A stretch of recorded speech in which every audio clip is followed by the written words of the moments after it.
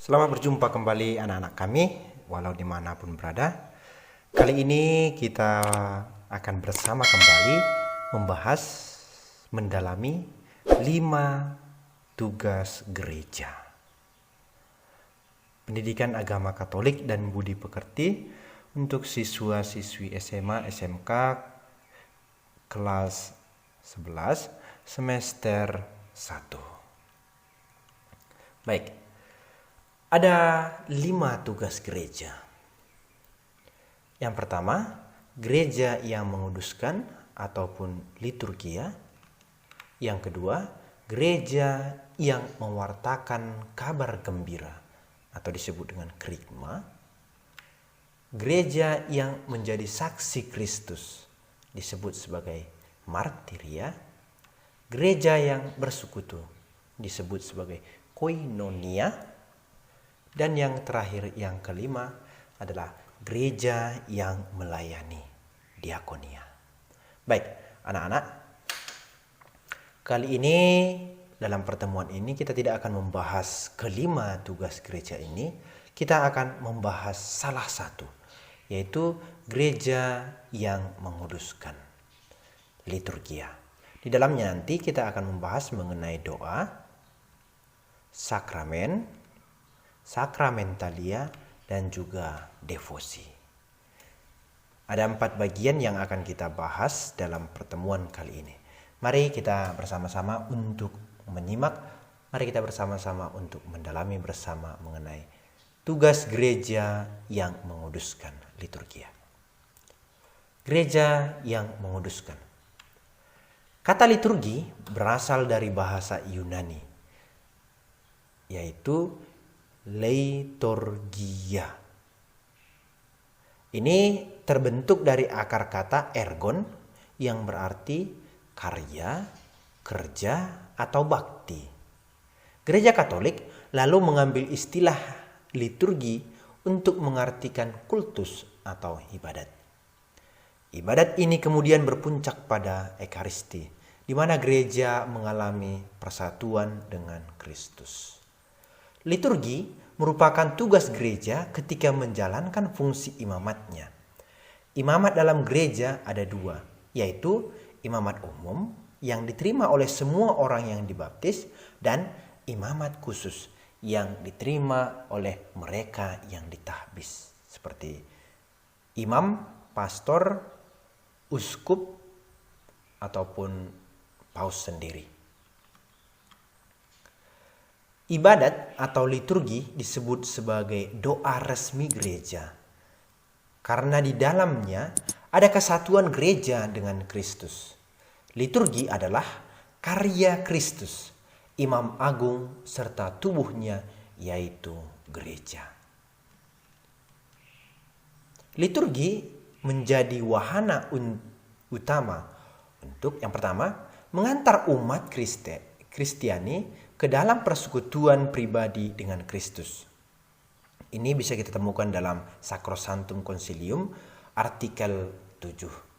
Itu sebabnya maka liturgi sekaligus adalah menguduskan umat. Ini menjadi kesimpulan mengantar umat Kristiani ke dalam persekutuan pribadi dengan Kristus dan menguduskan umat. Inilah tugas gereja. Kita melihat yang pertama doa. Doa berarti dialog atau berkomunikasi dengan Allah sebagai ungkapan iman pribadi atau ungkapan iman bersama-sama. Lalu mengapa kita berdoa? Yang pertama, menjadi kuat. Dalam Injil Lukas 22 ayat 40, setelah tiba di tempat itu, ia berkata kepada mereka. Ia di sini maksudnya ini Yesus ya, Yesus. Yesus berkata kepada mereka, berdoalah supaya kamu jangan jatuh ke dalam pencobaan. Ini yang pertama, agar kita menjadi kuat. Yang kedua, agar kita mendapat keselamatan. Dalam Injil Matius 24 ayat 20. Berdoalah supaya waktu kamu melarikan diri Jangan jatuh pada musim dingin dan jangan pada hari Sabat. Yang ketiga, keberhasilan. Dalam Injil Matius 7 ayat 7 dikatakan bahwa mintalah maka kamu akan diberikan kepadamu. Carilah maka kamu akan mendapat. Ketoklah maka pintu akan dibukakan bagimu. Persatuan dengan Allah.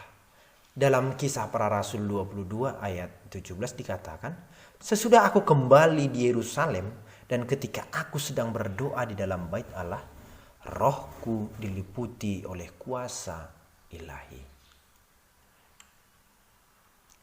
Lalu bagaimana dikatakan doa yang baik? Yang pertama, doa itu dikatakan doa yang baik, doa dengan hati yang bersih. Dalam Injil Yohanes bab 15 ayat 7, jikalau kamu tinggal di dalam aku dan firmanku tinggal di dalam kamu, mintalah apa saja yang kamu kehendaki dan kamu akan menerimanya. Untuk kebaikan diri dan sesama. Dalam Yakobus 4 ayat 33. Atau kamu berdoa juga, tetapi kamu tidak menerima apa-apa karena kamu salah berdoa. Sebab yang kamu minta itu hendak kamu habiskan untuk memuaskan hawa nafsumu. Penuh iman dan kepercayaan. Dalam Injil Markus 11 ayat 24. Karena itu aku berkata kepadamu, apa saja yang kamu minta dengan doa dan doakan, percayalah bahwa kamu telah menerimanya, maka hal itu akan diberikan kepadamu. Hati yang tulus dan bersih.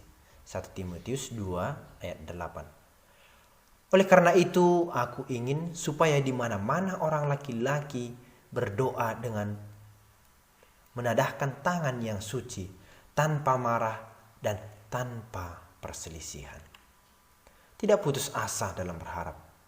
Lukas 18 ayat 2. Kisah seorang janda yang terus-menerus meminta kepada hakim untuk membela perkaranya. Kisah Abraham dan Sarai. Elisabet dan Zakaria yang doanya terkabulkan ketika sudah tua. Ini artinya bahwa Abraham, Elisabet, Zakaria itu meminta dengan tidak putus asa dan selalu berharap. Begitulah doa yang baik. Apa fungsi doa?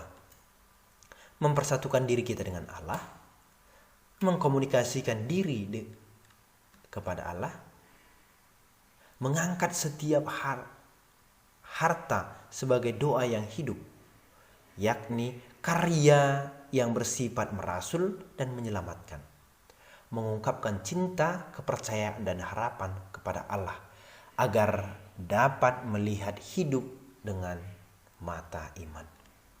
Syarat doa yang baik apa? Didoakan dengan hati, berakar pada pengalaman hidup, berdoa dengan tulus, berdoa dengan cara sederhana dan jujur. Doamu jangan bertele-tele. Jenis doa. Kita bisa melihat, mengenal di dalam doa Bapa Kami yang secara singkat dan sempurna itu, di dalamnya mencakup jenis-jenis doa sebagai berikut. Doa iman.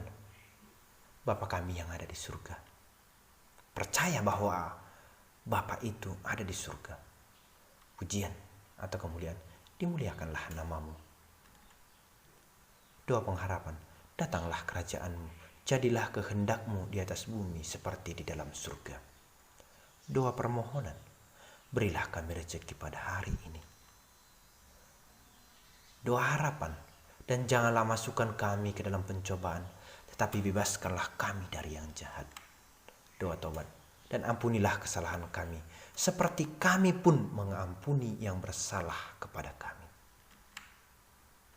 Nah, itu doa. Sekarang kita melihat mengenai sakramen. Sakramen, asal katanya berasal dari kata maisterion di dalam bahasa Yunani, yang dijabarkan dengan kata mysterium dan sacrosanctum dalam bahasa Latin. Sacrosanctum dipakai untuk menjelaskan tanda yang kelihatan dari kenyataan keselamatan yang tak kelihatan yang disebut sebagai misterium. Dalam kitab suci, dasar pengertian sakramen sebagai misteri atau misterium kasih Allah yang diterjemahkan sebagai rahasia yang tersembunyi dari abad ke abad, tetapi yang sekarang dinyatakan kepada orang-orang kudus. Rahasia misteri keselamatan ini tak lain dan tak bukan adalah Kristus sendiri yang hadir di tengah-tengah kita. Katekismus. Dalam katekismus mengutip perkataan Santo Leo Agung, apa yang tampak pada penebus kita sudah dialihkan ke dalam misteri-misterinya, sakramen-sakramennya. Jadi sakramen adalah tanda yang kelihatan untuk rahmat Allah yang tidak kelihatan, sebagai sarana keselamatan untuk menguduskan, membangun tubuh Kristus, dan akhirnya mempersembahkan ibadat kepada Allah. Ini terdapat dalam Sacrosanctum Concilium artikel 59. Sakramen dalam gereja Katolik itu terbagi menjadi 7. Yang pertama, sakramen baptis. Yang kedua, sakramen penguatan atau krisma. Yang ketiga, sakramen ekaristi. Yang keempat, rekonsiliasi. Yang kelima, pengurapan orang sakit. Yang keenam, imamat. Yang ketujuh, pernikahan. Ini 7 sakramen dalam gereja Katolik. Mari kita melihat satu-satu. Di dalamnya nanti kita akan melihat bahwa dalam setiap sakramen selalu ada materi. Materi artinya sesuatu benda atau tindakan. Dan forma. Forma itu rumusan atau kata-kata yang diucapkan. Ada forma dan ada materi. Forma itu rumusan kata-kata, materi itu sesuatu benda atau tindakan. Pertama, sakramen baptis. Apa yang menjadi makna sakramen baptis? Menghapus dosa dan dosa asal. Secara resmi kita diterima atau dilantik sebagai anak-anak Allah. Secara resmi atau sah, kita diterima sebagai anggota gereja. Materianya, benda yang digunakan di situ adalah air. Formanya, aku membaptis engkau dalam nama Bapa, Putra, dan Roh Kudus. Yang bisa memberikan sakramen baptis ini, imam dan umat yang telah dibaptis. Biasanya imam, tetapi kalau umat ini dalam situasi yang sangat darurat. Sakramen tobat. Maknanya pemulihan hubungan pribadi dengan gereja atau dengan sesama. Pemulihan hubungan pribadi dengan Tuhan. Penyembuhan luka batin karena perasaan bersalah atau berdosa. Materianya, berkat dan tanda salib dari imam. Forma, atas nama Allah dan gereja, aku melepaskan engkau dari dosa-dosamu. Pergilah dalam damai dan jangan berbuat dosa lagi. Yang bisa memberikan sakramen tobat ini ialah imam yang diberi wewenang oleh uskup. Sakramen ekaristi. Maknanya persatuan dengan Yesus Kristus. Pengampunan dosa, persekutuan dengan semua jemaat Allah, puncak perayaan iman, merayakan kembali pengorbanan Kristus di salib. Materinya roti murni dan anggur tak beragi. Forma, ambillah dan makanlah, inilah tubuhku. Ambillah dan minumlah, inilah darahku, darah perjanjian baru dan kekal yang ditumpahkan bagimu dan bagi semua orang untuk pengampunan dosa. Lakukanlah ini sebagai peringatan akan daku. Yang bisa memberikan sakramen Ekaristi ini imam. Krisma. Maknanya, gereja mengakui pribadi telah dewasa dalam iman. Siapa yang siap menerima tugas-tugas gereja dan menggunakan karunia-karunia Roh Kudus sebagai imam, nabi, dan raja. Menerima Roh Kudus untuk tugas perutusan. Materinya, minyak krisma, minyak zaitun murni. Forma, terimalah Roh Kudus. Pemberi, uskup atau pastor yang diberi wewenang oleh uskup. Perkawinan. Maknanya, artinya, perkawinan Katolik menurut Kitab Hukum Kanonik 1983 Kanon 1055 ayat 1 adalah perkawinan adalah sebuah perjanjian antara seorang laki-laki dan seorang perempuan untuk membentuk kebersamaan hidup.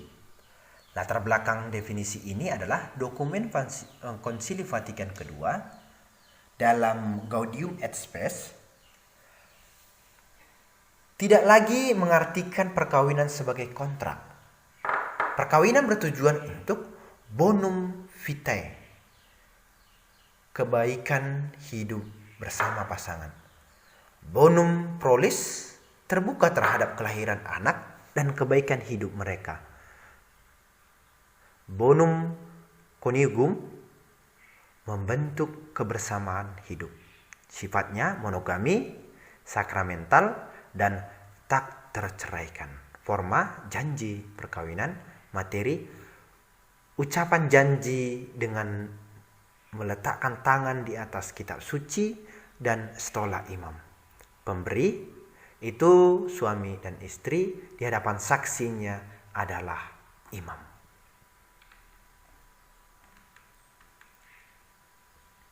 Imamat. Artinya, imamat berasal dari nama kitab ketiga kitab Taurat, Kejadian, Keluaran, Imamat, Bilangan, Ulangan, yaitu imamat. Dalam bahasa Ibrani, imamat adalah wagra. Ia memanggil. Isi pokok kitab suci ini adalah perintah Allah kepada Musa di Gunung Sinai untuk umat Israel, yaitu tentang kesucian Tuhan dan bagaimana manusia harus hidup dan beribadat agar dapat memelihara hubungan yang baik dengan Tuhan. Maknanya, sakramen imamat ini diberikan kepada seorang diakon untuk resmi menjadi imam, pemimpin dan gembala umat yang tugas utamanya adalah menjaga kekudusan kawanannya dan menjaga kesatuan gereja. Materinya, urapan minyak kehabisan dan penumpangan tangan uskup. Formanya, doa pentahbisan. Minyak suci diberikan kepada orang sakit. Maknanya, persatuan dengan penderitaan Kristus yang dapat memberikan kelegaan. Menerima kekuatan untuk menghadapi situasi selanjutnya dari sakit. Sembuh atau tidak.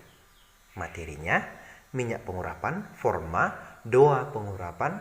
Pemberi, imam atau diakon. Sakramen minyak suci ini tidak hanya diberikan untuk orang yang menjelang ajal, melainkan kepada siapa saja yang ingin mendapatkan kekuatan ketika misalkan sedang sakit, misalnya menjelang operasi, menjelang persalinan, asalkan sakramen tersebut tidak diobralkan. Misalnya untuk sakit luka lecet, untuk sakit pilek atau batuk dan lain-lain. Kategori sakit berat adalah situasi di mana hanya pertolongan Allah semata yang kita harapkan. Sedangkan medis bisa saja gagal.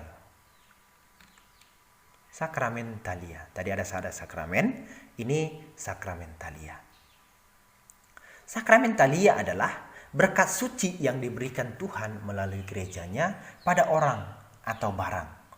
Benda yang kemudian menjadi suci yang di dalamnya menjadi tanda dan berkat Allah.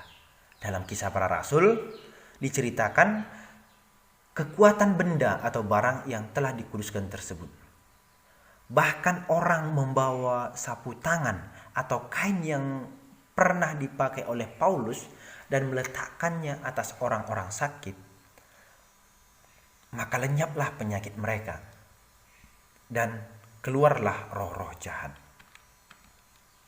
Berikut jenis sakramentalia: pemberkatan orang, benda, barang, atau alat-alat rohani, pemberkatan ibu hamil, pemberkatan anak-anak, orang yang sedang berulang tahun, berkat menghadapi ujian, memberkati mobil, rumah, memberkati rosario, kitab suci, dan lain-lain. Pemberkatan dalam arti tahbisan rendah.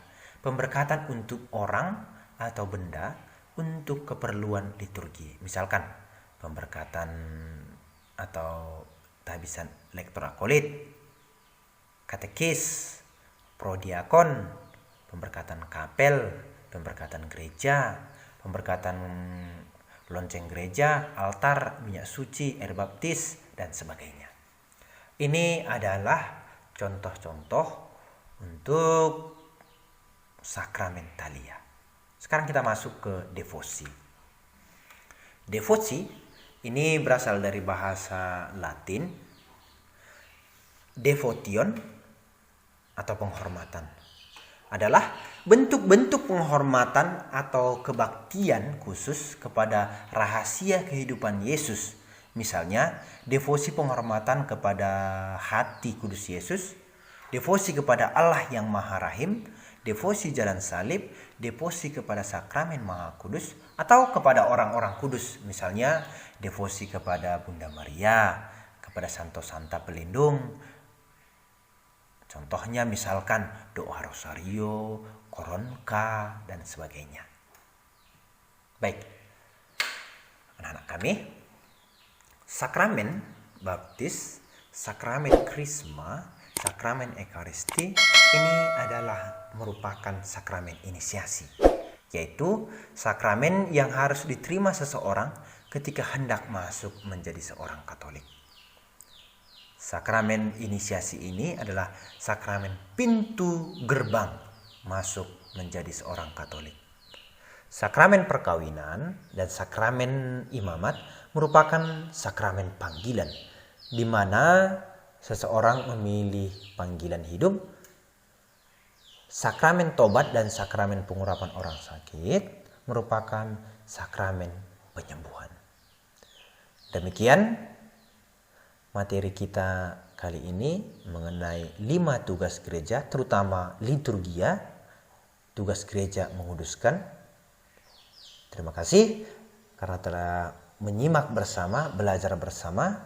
Kita akan masuk kembali dalam materi selanjutnya. Kita akan melihat 4 tugas gereja lagi. Sekian, terima kasih.